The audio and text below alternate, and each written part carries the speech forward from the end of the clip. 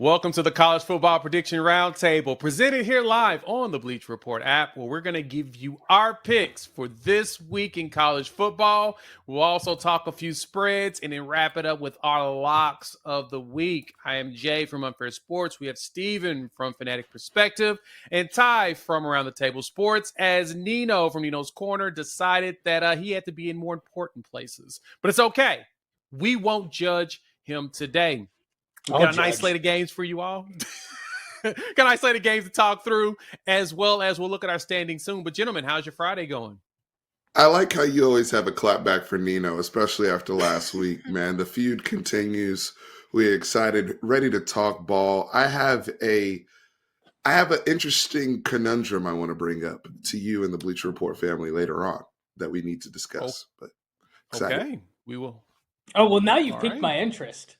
Now, how are you going to leave me with that? My curiosity, and now you have my interest. Should we bring it up now? All right, let's bring it up right now. Jay, Ty, Bleacher Report family, there are three really important games. Ole Miss at Florida, Alabama at OU, and the third one being what was the third one? Was it Indiana, Ohio State? No, in the SEC. SEC, Texas A&M, Auburn? Texas A&M, Auburn. So out of those three, are all three of those going to hold up? Knowing that all three have rivalry games the following week.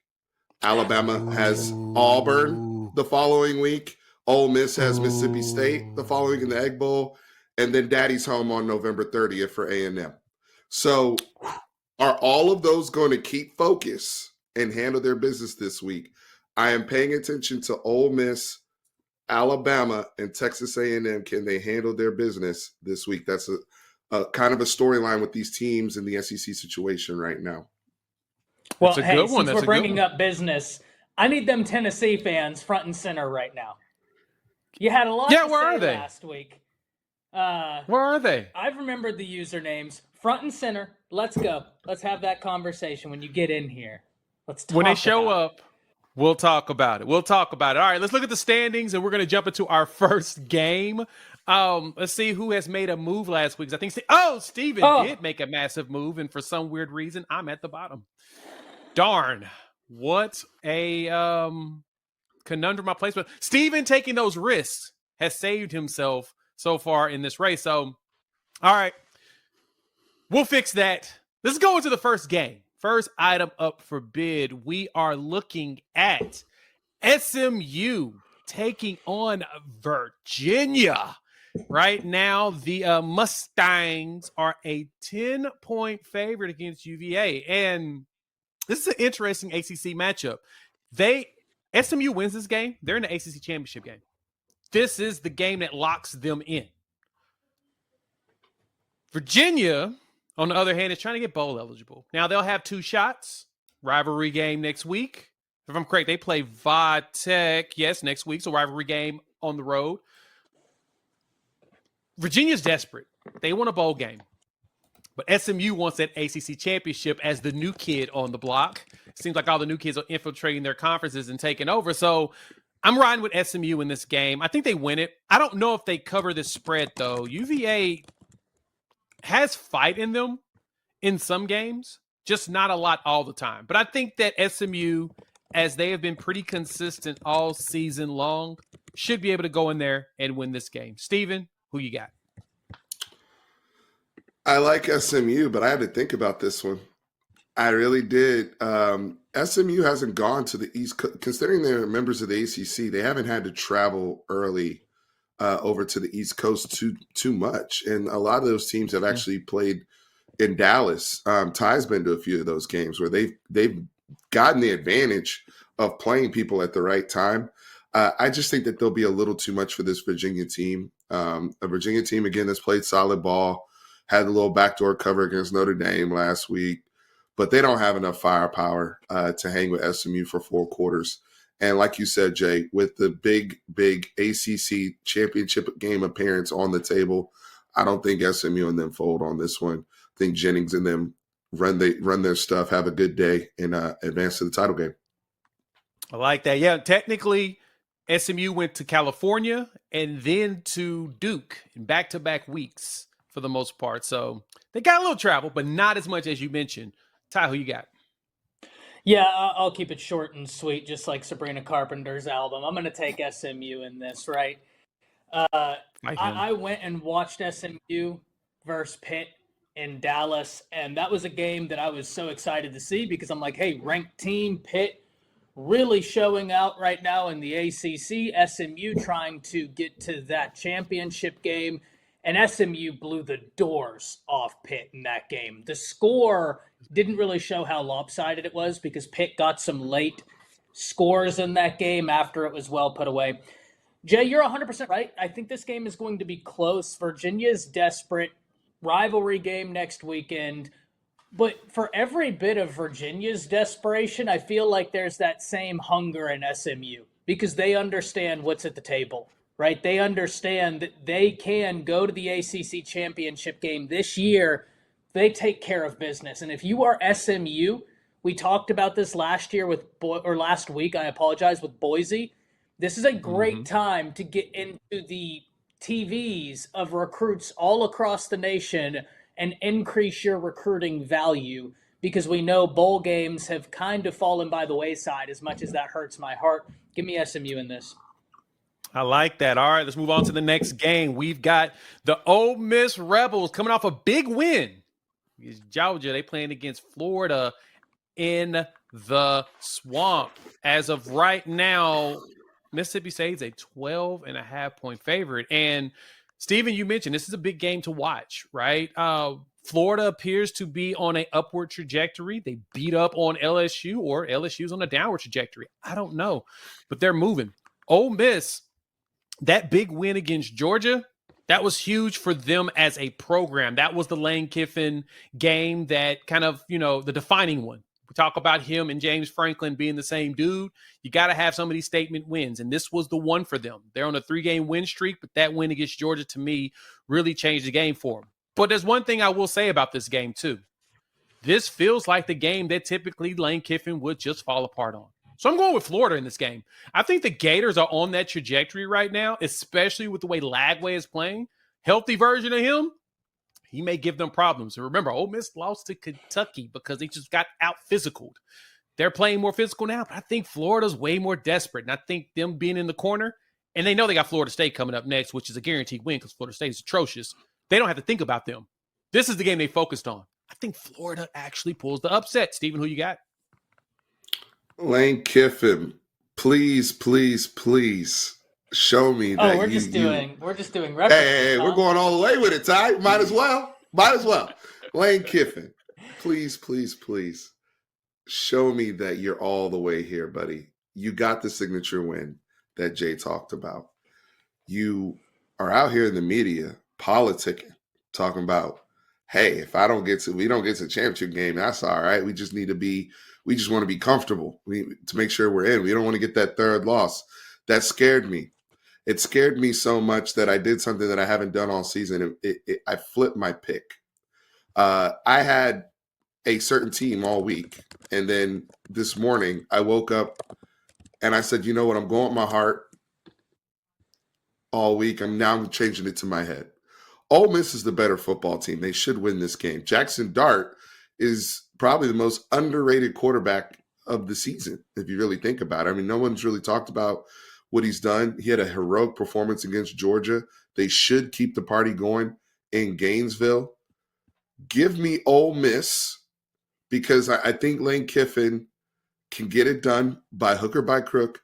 But like I said before, one of these three teams, Ole Miss, Bama, or A&M, somebody going to lose. I feel it. I thought it was going to be Ole Miss, but I'm sticking with it. I had Florida all week for the reasons that Jay stated, and I flipped it. So there's some bad juju that I just put all over this, by the way. Ty, the floor is yours. Ty, it's all on you, baby. What you got? You know what? We never talk about it. That Florida isn't as bad as their record shows. Stephen, if you didn't know, I'm going tit for tat right now on the Sabrina Carpenter references. Not only did I go in the comments and say I'm working late because I'm a college football podcaster, but I also just hit you with the chorus of another song. So we're in here right now. All right. This was tough for me to pick. I'm going to go Ole Miss in this game just because when I look at the matchup, I think that the Ole Miss defensive line is phenomenal. I think they're great, and I think they're going to put a lot of pressure on DJ Lagway. Now, that being said, we talked about this a few weeks ago. Nino was saying, I think that next year DJ Lagway is going to be a quarterback that people don't want to play. I think he's a quarterback now that people don't want to play. I understand you can look at the touchdowns, you can look at the interceptions. He's got work to do. I hear you, and you're not wrong. The upside is undeniable. And the last thing you want to be is a notch in his passport. Basically saying, oh, I'm traveling through the SEC, I'm growing, and I have your stamp in this book. So Ole Miss has got to avoid that, but give me Ole Miss. I like it a lot. All right, next game. Big game of the week. Indiana Hoosiers traveling to the Shoe to battle Ohio State. Now, in this game, Ohio State is 11-point favorite. And I'm just going to say it up front. I mean, Indiana's undefeated. We were talking about strength of schedules. You know, everybody's pointing a lot of this stuff out. They've been beating everybody decidingly besides the Michigan game, where they had to go up against someone that's more physical, a very physical team. They'll see something similar with Ohio State, except for Ohio State now has to reshuffle their offensive line once again because their center is now done for the season. So a lot of work's going to have to be done for Ohio State to protect themselves against Indiana. The question is Indiana's offense versus Ohio State defense? And I'm going to be quick. I'm going to wrap this up now. I got the Hoosiers getting the upset, man. I just feel like they're riding high. Sig's going to walk in there. He's going to tell everybody to Google him over and over. Their goal is to go in the Big Ten championship game. And I think that they will have to do it. White page. They're going to hit you with some web crawler. Excite.com. Ask Jeeves about me, baby. I love it. Give me Indiana, and I am riding with them to easily not only cover the spread, but this is the money line, baby. Give me Indiana. Steven, who you got?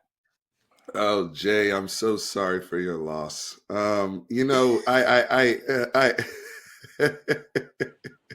We just gonna keep going with the Sabrina stuff, man. I really do love what Kirk Cinetti and this Indiana team, have done this season. The extension that he has gotten, well deserved. The story, right, and everything that he's put together, and unfortunately, I feel like they've been put in an impossible situation almost because everyone's kind of discredited what they've done this year and made it all in the context of this Ohio State game. And they've played really good football. What if I told you that they're the highest graded team in the country, according to Pro Football Focus, at a 96.8? That includes every single thing: run blocking, pass blocking, throwing, catching, running, special teams. Indiana's number one. Unfortunately, the number 2 team in Pro Football Focus is Ohio State, and they got infinity stones on that defense, brother. They got infinity stones on that offense, brother, and they're playing at home. And I think Ryan Day. One thing we've talked about: he doesn't lose these games. So give me Ohio State. I think it's going to be a close game. I want these fighting Signettis to fight their butts off and keep it close. But I think Ohio State's going to pull it out at the end. Right now, they look like they're playing the most complete football in the country. But I think Indiana shows enough to where they don't, plummet in the rankings. And that's one thing that's really key for me. I think Indiana's going to earn the country's respect this Saturday. All right. Ty, riding with the fade? Jay, you were going right, then you took a left, okay? Yeah, I did. Left me with a lot of things that now I got a second guess, all right? Give me Ohio State in this game. Listen, I think Indiana's a phenomenal team. Now, one of the only beefs I have with Pro Football Focus, Stephen, to your point, is they don't factor in quality of opponent, right? Correct. And that's why it's very hard for me. Here's a great example. Arch Manning was graded above Jalen Milroe whenever they did the Mississippi State game, and Jalen Milroe and them beat Georgia. And what gave him the edge is they said his 30 yards rushing against Mississippi State graded higher than Jalen going for over 100 against Georgia. That is nonsensical to me, right? As great as Arch is. It is all a flawed that to system. Say that something that I don't think people are talking about, Indiana is one of 3 teams to be in both the top 10 scoring offense and top 10 scoring defense. The 3 teams that are in both categories are Indiana, Ole Miss, Alabama. That's it. Indiana has been a great team. Kurt Cignetti has done an unbelievable job. And ladies and gentlemen, I don't think it stops this year. They're going to continue building. But what gives me hesitation is that you haven't played a tough opponent all year.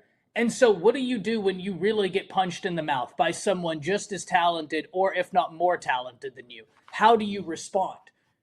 I don't know how they respond. Now, listen, I'm not saying that they can't do it. Maybe they have a great game. But I've watched Ohio State play Penn State. Even if you think that Penn State is overrated, I've watched them against Oregon. They've played teams that at least can compete with them and are as good, maybe better, or not as good. I don't know how Indiana is. So for that reason, give me Ohio State. Can we address T. Greek's comment here? I think this is a good comment. Huge weather factor. For those, I know we're talking college football here, but last night there was an NFL game in Cleveland. that turned into an absolute blizzard. Now, I know they're playing up in Columbus, but still, Ohio's Ohio. The weather, I don't know what the forecast is for tomorrow, but if they have those type of conditions that could be similar, that could factor into this as well in terms of throw game. That is true. As of right now, it's just 45 and cloudy. Doesn't look like there's anything in the snow. But hey, that's something to keep your eyes out for. The good thing for them is 11 o'clock in the morning, once again, which Ohio State hates. But I digress. Welcome to our world. Let's move on. Next game. Penn State travels to Minnesota. Play the Gophers. Penn State is 11.5-point favorite. In this game, I'm going to be honest, this was one of those games where I had to do some thinking too. I did a little bit of soul searching because even though Penn State typically does well in this spot, this year it feels like this could be the one where they could topple. PJ Fleck needs a bigger signature win to keep proving that he deserves to be where he's at. But I don't think this is the one. Give me Penn State. I think they win. I don't know if they cover. I think Fleck has his boys ready at Minnesota to make this a lot tougher game than it anticipated. But Penn State's definitely the pick. Steven, who you got? Jay, can you tell me who Penn State plays after this to finish their season, if you don't mind? To finish their season, Penn State will battle against Maryland. Interesting. So this is what we're talking about, man. Like, how come they get let off the hook? They just gonna slide into the playoffs and not have to do nothing? Is that how is? Because this is a game they should win. They're double digit favorites. They'll probably be. Where's the Maryland game? Is it at Maryland? At Maryland. I think it's. Is it at Maryland? No, it's at Penn State. It's at Penn State. My apologies. Okay, so they'll be double digit favorites at home to finish the season. Yeah, they're going to finish the season at home as a double digit favorite. Yes. What have they done to prove they beat Wisconsin at Wisconsin? Is that their best win at USC? I mean, Illinois at USC and at Wisconsin is probably Penn State's gonna beat Minnesota because, again, like you said, James, they don't drop these type of games typically. But if they do, that's karma, baby. If they do, that's karma. But they typically don't drop these type of games. Give me Penn State. Again, Minnesota had a nice little run until I think they lost to Rutgers last week. Now they're that run seems to be over. But I think Penn State pulls this out. But I'm questioning them. They're under surveillance. I'm questioning them as well. Ty, who you got?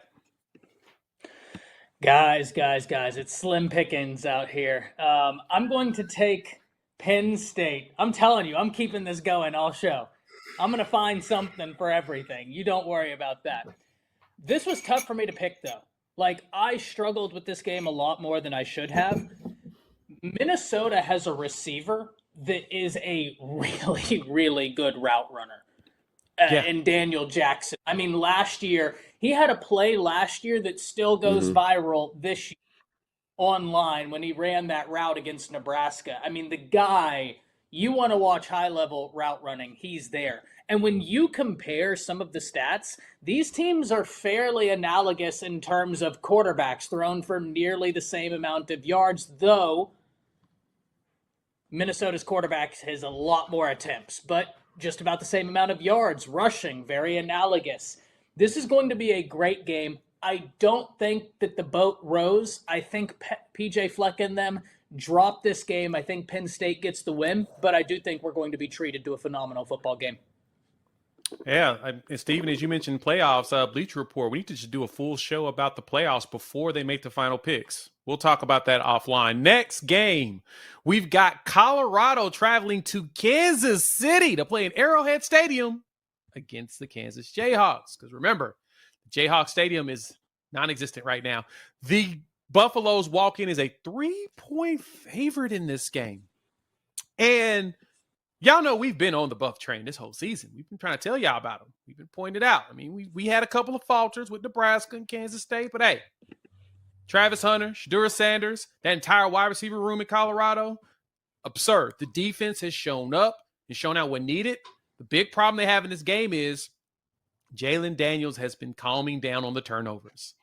Neal is out there running like a madman.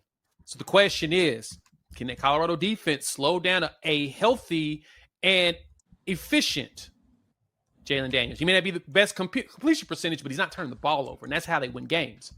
I'm riding with the Buffs. I think that Colorado's going to push themselves right into the Big 12 championship game because I don't see anyone beating them over the next 2 weeks. I don't think Kansas beats them. I don't think Oklahoma State does either on next Friday. So I think I'm going to ride with the best quarterback and arguably the best player in the country with Travis Hunter. Give me the Buffs. Stephen, who you got? Shout out to Kansas. They came through for me big time last week. The reason why I'm ahead. The punt of the season, Jalen Daniels, punt of the season that he did last week, where he kicks the ball and hits the BYU kid when they think they're going for it. One thing that if you have a quarterback that can kick, that might be the move moving forward, by the way. Is to just punt it while you don't have the other team and their punt team out there because they don't know what the hell to do when the ball's in the air. Anyway, Kansas is the talent is there. You see it. You saw it last week in the BYU game. There's a reason why they were only 2.5-point underdogs at BYU. There's a reason why they're only 3-point dogs here. Devin Neal, Jalen Daniels, Luke Grimm at receiver has been tremendous. And then you got Mello Dotson and Kobe Bryant at corner on the other side who made clutch plays. And this is interesting because Kobe Bryant and Mello Dotson have been talking to Travis. Oh, they've been yapping back and forth. It's been fun. I think Colorado pulls this game out because of the quarterback play of Shedeur and just, and we'll talk about BYU here in a little bit, but I think he'll handle that. But Colorado's going to have to run the ball because Kansas is one of the secrets of success is dominating time of possession. They're really good at when they get their first down of keeping with it all the way down to the red zone area. I just think that Colorado's a little too explosive. This game's going to be close, though. It will be a competitive football game. I understand exactly why the spread is what it is, but Colorado pulls this out. Shedeur has one of his better games of the season.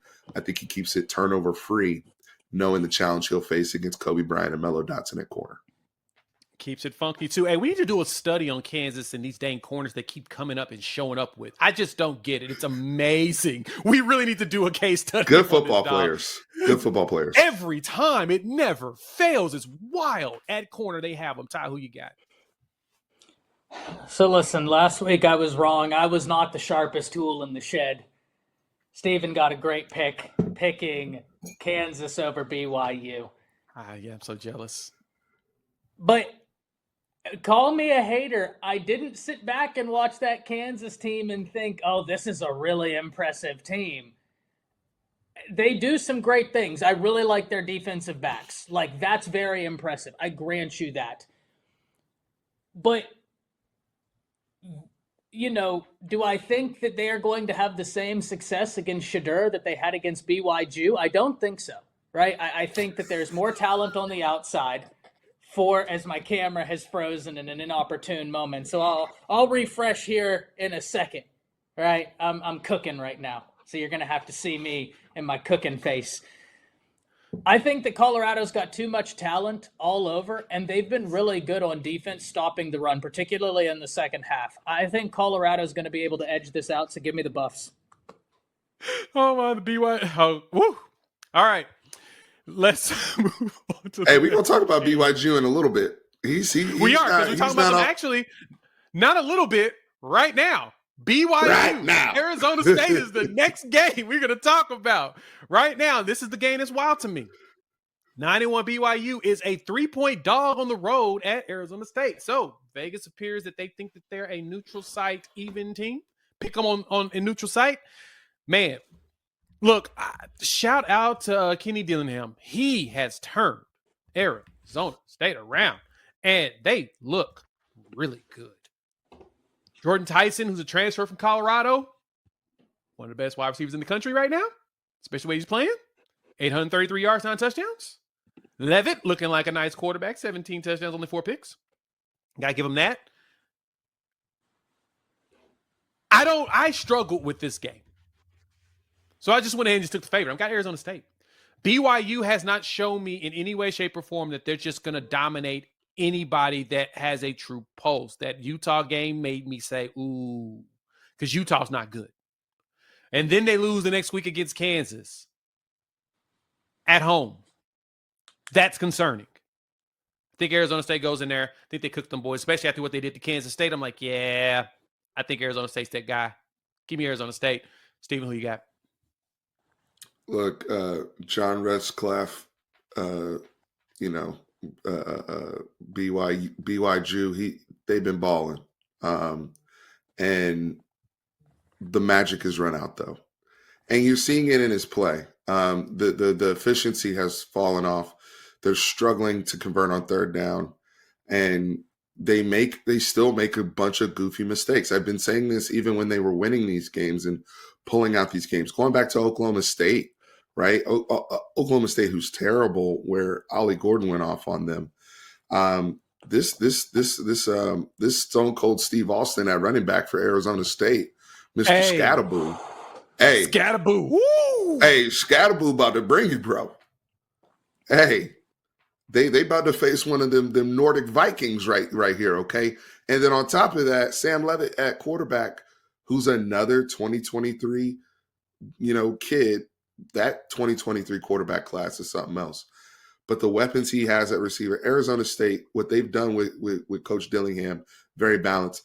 And here's the biggest thing. Arizona State is playing for the same thing that BYU is. They're in the same position now, same boat, man. So it's not like Kansas last week where they're fighting for bowl eligibility, trying to hang around. Arizona State's 8-2. They're really good. They're trying to make the Big 12 championship game. They have everything on the table that BYU does. Give me the favorite at home. The magic has worn off for BYU. It's been a dope season, but now you're facing better quarterbacks, better teams, and you got my man Scatterboo about to come through. So good luck with that. Give me Arizona State. All right, Ty, who you got? Yeah, Steven, you tried to tell me last week, but BYU, listen, you don't have to lie to me anymore. I liked you, so I lied to myself. All right? But no longer. No longer. Give me Arizona State in this game. It's at home. It's a close spread, but I think, one, the home cooking for Arizona State can do it, and two, they're a good team. Kenny Dillingham has done a phenomenal job out there, right? There's a reason why this past offseason, teams across the nation were trying to poach some guys from that Dillingham staff, and they were successful. And the fact that he's sustained this level of success, even after having some key pieces, some names that are going to be big-time names in college football be poached, that's a testament to Dillingham and what they're doing out there, right? He's doing a phenomenal job.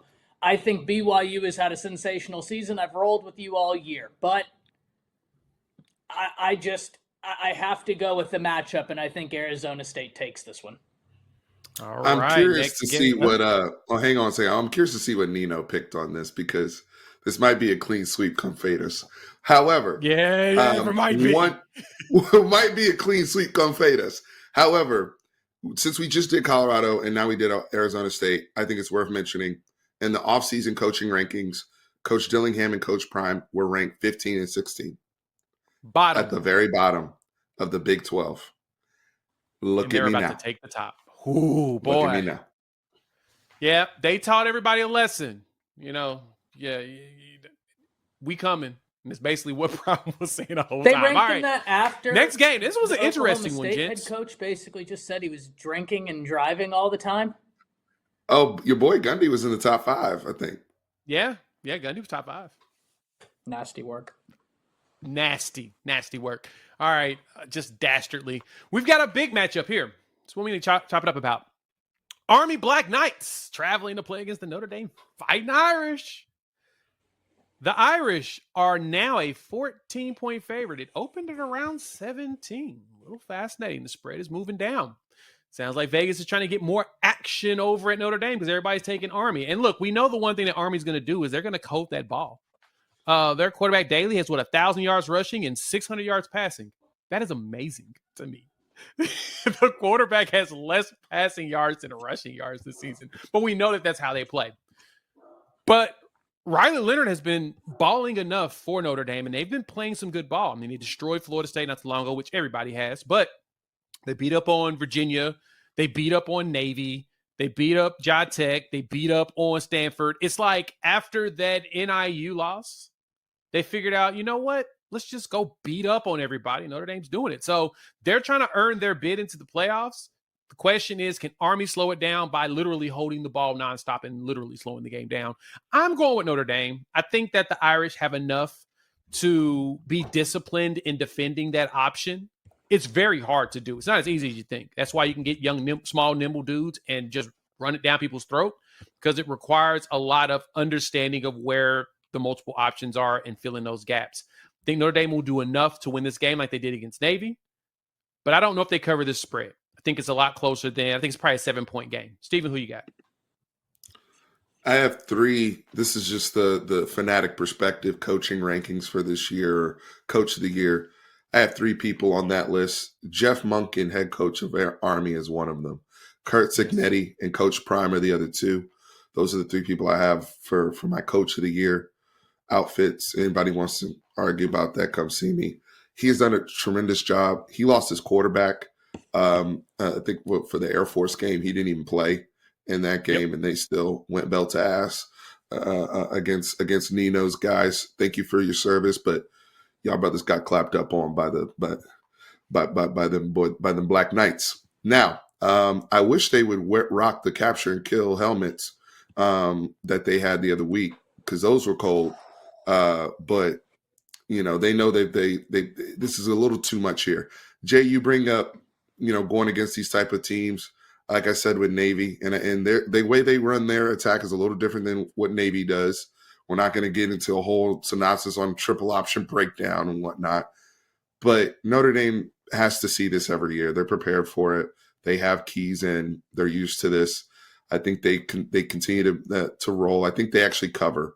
They found their identity. That's what it's happened with Riley Leonard and this football team. They found their identity, and their identity is power and punching people in the face, being physical. That offensive line has grown up like I thought they would. Remember, they started the season with puppies. Now they dogs. They did. Give me Notre Dame. All right, that's a very good point. Notre Dame was very young, and they started to grow from that. Ty, who you got? Listen, Notre Dame, heartbreak is one thing, but my ego, that's another. Do not break my heart this weekend. Give me Notre Dame to win against Army. And MG in the chat saying we're the 3 biggest Notre Dame haters. We've picked your team in every game but one this year. Every single game. Yes, there have been instances where we said, we think your team will win by 3 touchdowns instead of by 24 points. And we were right in 3/4 of those, half of those, whatever. But we haven't picked your team to lose. Right? I understand the rat poison is out there, but it isn't here. It isn't here. Notre Dame takes care of business. That defense is legit. Their offense is getting it together. But I'm telling you, Notre Dame, if you pull an NIU, I'm going to be so unhappy. Oh, I thought he said, I'm coming for you. I know, right? Well, see, that's the thing, though. And I'm coming to for the you. gentleman that's in the chat talking about this, we ain't hated that's the one thing. Yeah, it's the spread. Sometimes the spread ain't right. And we point out, look, it may not be that high. It's probably going to be closer. And that's not saying that your team sucks. It's just saying that they're playing Army, who really runs the clock. Like, they literally hold the ball most of the game. It's hard. Like Steven made the great point. That Notre Dame sees this on a regular basis. But the one thing to point out is that Army still is, even though being 9-0, they hold the ball. So it's hard to score when you can't get the ball in your hands. If they're holding the ball for 8 minutes, a quarter, it's kind of tough to run up the score unless you're getting massive plays all the time. So yes, we don't think they cover the spread a lot. That doesn't mean they're a bad team. Get out your feelings. And I just said Notre Dame's going to cover. I don't know what if we're speaking Chinese today. Also, actually, I want to address You know what it is, Steven? It's just like it was on Wednesday on this SEC Connect, where you were talking about how you love waffles and everybody wants to figure out why the hell you hate pancakes, bro. Come on now. You can't be doing that. If you hate one, if you like one, you got to hate the other one. It's stupid, man. Come on, man. My lyrical intertwining of analysis is leaving him confused right now. This is my fault. I apologize. Steven, you had something, and then we're going to jump into the next game and we'll to the last game. Yeah, the dying breed of the prime haters are here in the chat as well. Guys, he's 8-2 in year 2 after taking over the worst Power 5 program, now Power 4, in the country. What are you talking about? They were the worst program in the country. And just got one of the top quarterbacks in the nation as well. In year 2, they are competing for a spot in the championship game. Your hate is unfounded. Please go back into the quiet hole that you went into after they started winning games. I know that it's like the remnants of the miscreants that are left here in the chat of the prime haters. It's crazy saying we're glazing. How am I glazing if somebody has that type of turnaround in year 2? How's that glazing? Yep. Right. They also didn't lose to NIU. That's massive. 1-11, 4-8. Now they're 8-2. You can't be more impressed than that. But anyway, that's what Coach of the Year is for. It's for coaches that turn things around quickly. Next game. Jay, you're just stalling for this next game. Let's get Shut into up. it. Shut up. No one asked you. We've got Alabama traveling to Norman for the primetime game against the Oklahoma Sooners. Right now, Alabama is a 13.5-point favorite. It opened at 14, so it dropped a little bit, which is kind of shocking. And in this game, Steven, you made this point at the beginning of the show that 3 big games coming up this week in the SEC all have big rivalry games following up. Kalen DeBoer has his first Iron Bowl next week. You all have, the resurgence of your rivalry with A&M. Florida has Florida State, which that doesn't really count, but Ole Miss has the Egg Bowl, and that's always nasty on Thanksgiving. I'm just going to be short and sweet with it. I think Alabama wins this game, but I think it's a lot closer than people think. Oklahoma has done a good job for the most part when they don't turn the ball over constantly, keeping games close. It just can't close in the second half. That's not been their thing this year whatsoever. Ole Miss was a great example. Ole Miss was a 20-point favorite. They had the lead at half. Then they had another injury, and Ole Miss just closed the door and finished at 26-14, but they covered the spread. So I think that Alabama wins this game. They just got way too many weapons. Oklahoma is a little desperate. The goal here is to get to a bowl game, but I don't think this is the one that they would win to get to a bowl game. I actually think that's next week because I feel like that team has quit on their coach. Give me Bama to win this one. Steven, who you got? Wow. I was told that Oklahoma as a blue blood would have that pride and backbone. When you come to Norman, it's supposed to mean something. So come on, Jay. I mean, you've never been to Norman. What are you talking about, dog? You're damn right I have been to Norman. I don't plan on going anytime soon, my brother. You ain't wrong about that. Now, look. That's foul. Bama's right. Bama's out of the 3 teams we listed in the SEC, Bama's the least I'm worried about. However, this Oklahoma's defense and just the shenanigans that Bama has been accustomed to at times this year, where they just will fumble a ball or something crazy will happen, can absolutely make this a football game and make it compelling. What can OU get from their offense to try to make this competitive? I'm not sure. Give me Bama here, being on the safe side. I think Jalen Milroe does enough to pull it out. But I do think that this is a last stand of sorts in Norman. You don't see Alabama coming through if you're up there. I think that crowd is going to be amazing. Some of the stuff that, this week that's come out publicly about Brent Venables and his wife, we are praying for her and everything. That I think that can galvanize a community and a team in all seriousness. And playing for your coach, playing for something bigger than you, bigger than something on the field. Bama has goals too. They know the Iron Bowl's next week. That could be a distraction. We've seen Bama get distracted, but I'll cede my time to Ty. I wanted to be a referee in this between you two, but y'all's team squaring up. But I'll let Ty take it. Me and Ty's already talked. We've already had our time. I know. But Ty, who you got? Yeah, listen, you can ask the LSU fans. There's almost nobody better at turning loving into hating than Alabama this year, because Alabama emptied out that stadium with an entire quarter left to go and had Brian Kelly crying to the refs, "They're blitzing my quarterback." Shut up. Anyways, whenever I look at Alabama has been super inconsistent in the first half of the season, but when we really look, the team is starting to get settled into the scheme changes that have been present. The coaches are getting settled into the athletes they have. And when we look at what Alabama's done during the last two SEC opponents, they blew out Missouri, absolutely ran them out of the building, and beat LSU 42-6 until Brian Kelly finally got a touchdown against Alabama's second and third string defense with 30 seconds left because he was throwing the ball every time. Congratulations on your consolation touchdown. You just lost Bryce Underwood. LSU is burning. When I look at Oklahoma, their offense is not good this year, to be frank. Now, Oklahoma has got a great rush defense. Your front seven is phenomenal. But the secondary leaves a little bit to be desired. And I know that injuries have plagued it. Jeffrey Williams, unbelievable player. Kendall Dolby, unbelievable player. Both of them are out. That really hurts. And injuries have plagued into why OU is where they are. So I don't want that part of the nuanced conversation to be forgotten. But Alabama's great at generating explosive plays. In fact, the one complaint people have had about the offense is, can you sustain consistent drives as opposed to just relying on the explosives? Well, now you have one of the most explosive offenses playing in a defense that is great against the run, but is susceptible to the explosive play. And I think that's where Alabama is going to be able to be successful. For Alabama's defense, they're one of the top 10 teams in the nation at getting turnovers. As I stated earlier in this show, Alabama is one of 3 teams that are top 10 scoring offense, top 10 scoring defense. Tell me if you had that on your bingo card as Nick Saban retired, that this defense would still be top 10 in scoring defense after they settled into a scheme change. OU turns the ball over.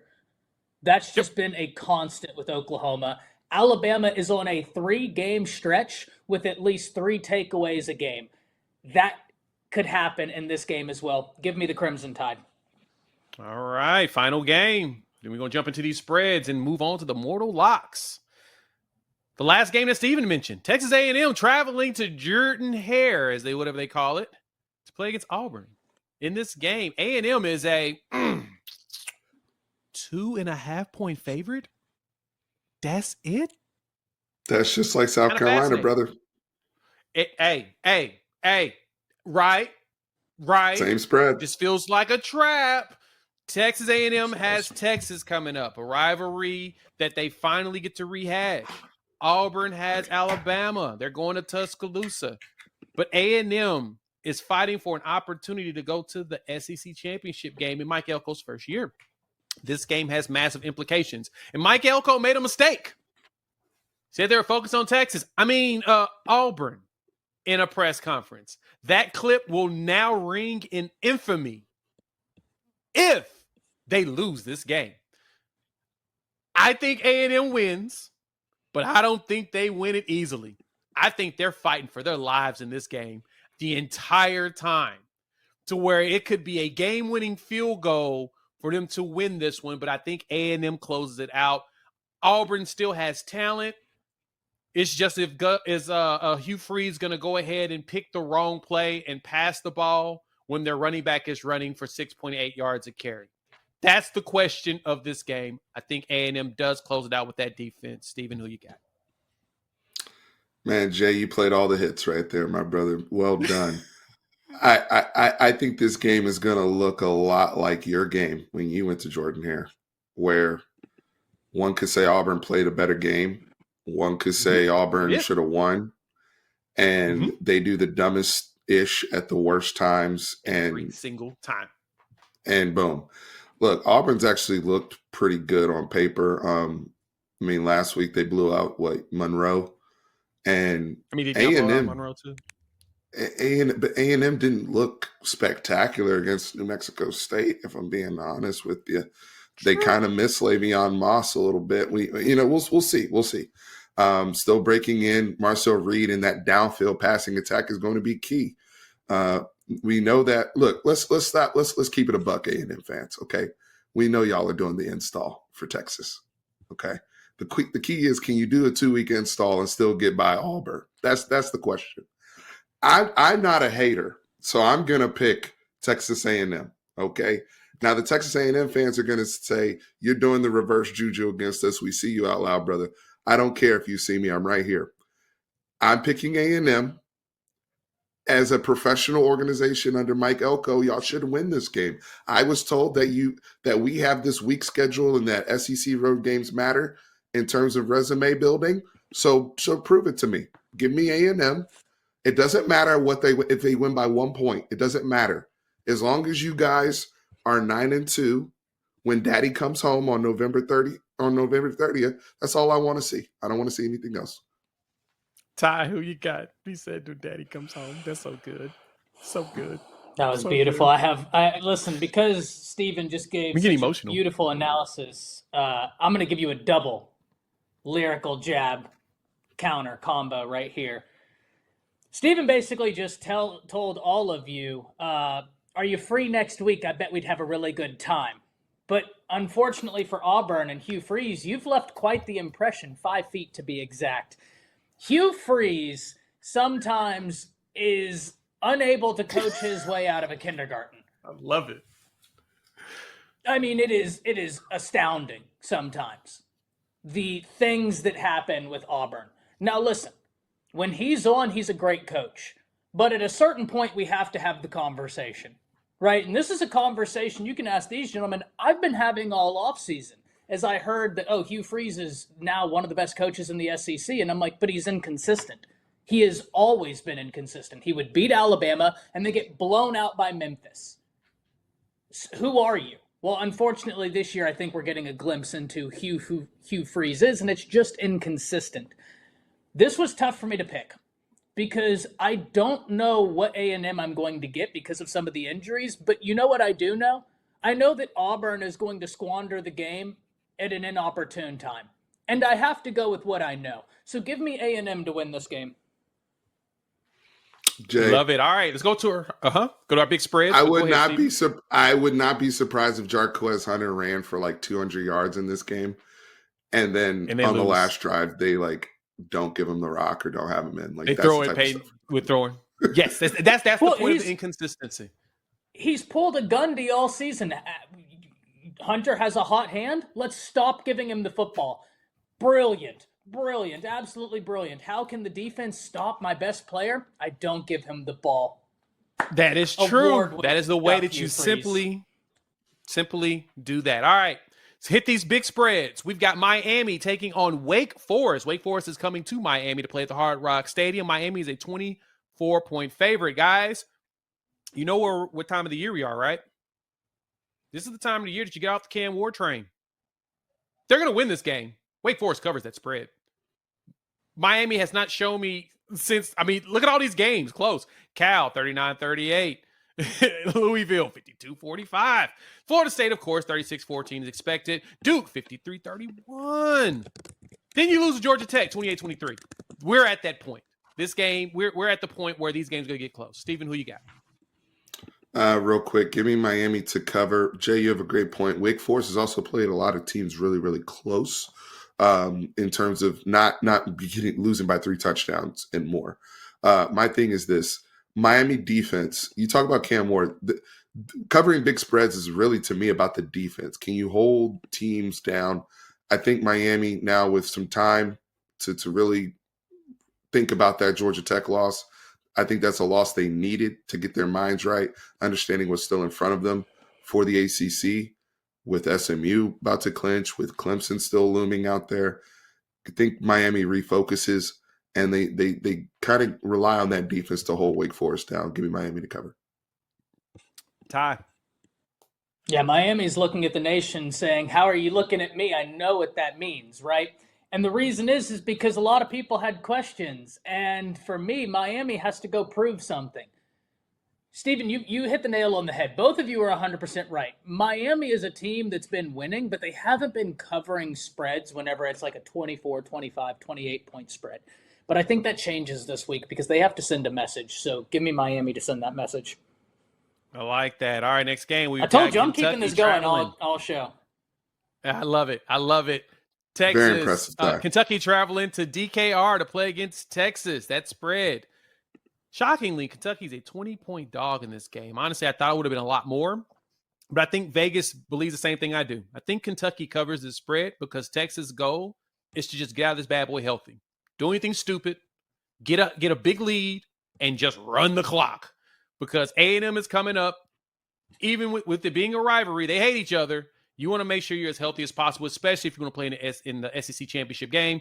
Be healthy, get out. Kentucky's very physical. We've seen them play very physical games, but their offense is boo-boo. So I think Texas just takes their foot off the gas and says, nah, we're going to take our time. We're going to win the game. I see it as a 19-point win just because Texas really just plays with their food the entire time. Stephen, what you got?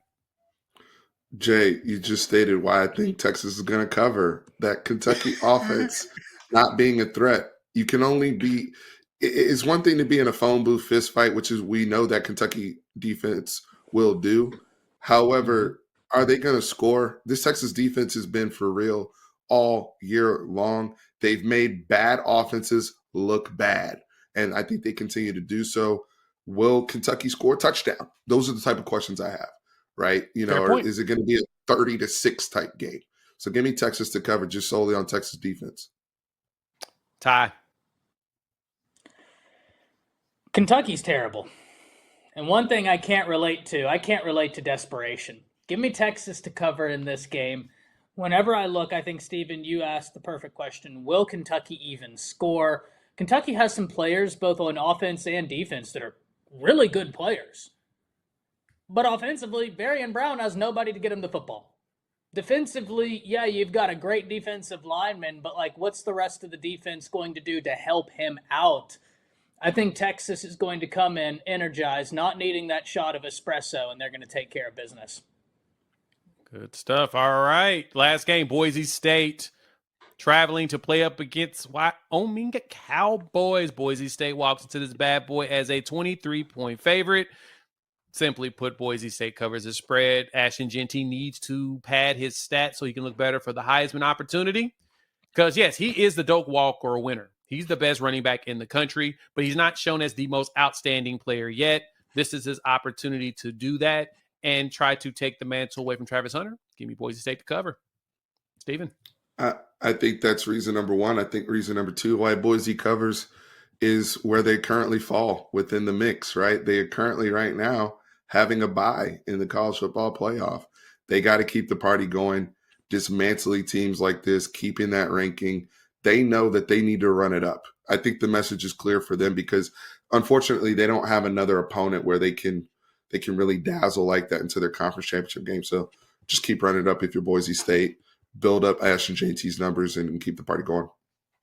Yep, that Oregon State game isn't as impressive as they would have hoped. Ty, who you got?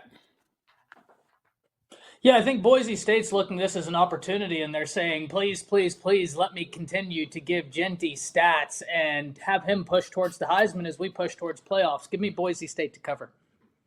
I like that. All right, let's get our mortal locks of the week, and I'm going to go back to the well and hit up Old Faithful. Give me Oklahoma to cover the spread against Alabama. I think Alabama's going to do what they need to do to win the There game. he is. I think what Alabama's going to do is get the heck up out of that bad boy healthy. That's all I see out of this game. I've got Oklahoma covering the spread against Alabama. It's going to be a fight. Oklahoma's fighting for those seniors. No more Stutzman, no more Bowman. They're going to put up a big fight. Bama does prevail, but I think that Oklahoma covers that spread at 14. Steven.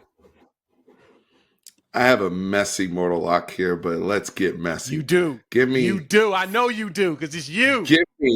Give me, drum roll, please, Florida Atlantic money line. The FAU out. Oh, the Tom Herman game. Who knows? Fresh off of firing Tom Herman, my old ball coach. That is messy. And so messy. You know what? Tom Herman had fired his defensive coordinator, Rock Bellantoni. You know, he sounds like one of the Goo-Wop boys in Jersey working for the you know what. But you know what? Rock is back employed by FAU. They actually rehired Rock after firing Tom Herman. Now, here's why I like FAU. The team they're playing, the Charlotte 49ers, who are favored by 2.5, are horrible. They haven't won a game since October 5th. They're playing at FAU. Charlotte is a bottom 5 pro football focused team overall, grade-wise, and the second worst passing team in the country in passing efficiency. I think FAU is able to pull off this upset. Go. Fire Tom Herman's go. Yeah, and they actually fired their coach too, which is even more funny. Ty, we got two interim coaches against each other. Yeah, Charlotte did fire their coach as well. Yeah, listen, as I'm laying here thinking about my mortal lock, the guy next to me is 1 degree of separation from hater to absolute messy, but I'll allow messy in that, right? I'll allow it. When I'm looking at this, guys, I'm going back to the Big 12. We're gonna roll around in the filth for a second. Give me Texas Tech covering against Oklahoma State. Texas Tech is a 3.5-point favorite, and I'm looking at Oklahoma State, and you have given me no reason to believe in you. When I look at Tech, they have had a decent year, right? Quarterback for 2,500 yards. They've got a running back at 1,100 yards. And one thing I've noticed about Oklahoma State this year, they coach themselves out of games. And I think that could happen this week. So give me Texas Tech to cover that spread. Wow, he shot them right there in the ether. All right, let's look at the final. Am I wrong? So we can Why are you booing me? I'm right. Well, I no reason to boo you because you are 100% right because they do that. And wow, Nino is for the most part. We got a lot of fade us.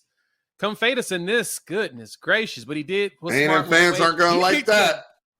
He picked Kentucky to cover. Wow, even on this why, and he picked Arizona State to win. That's awesome. So. Thank y'all for pulling up once again to the College Football Prediction Roundtable, presented here live on the Bleacher Report app every single Friday, 11 o'clock Central, 12 Eastern. Join us for Steven and Ty and Nino, who decided he was in more important places. I am Jay. We will see all of you all next week. Happy betting.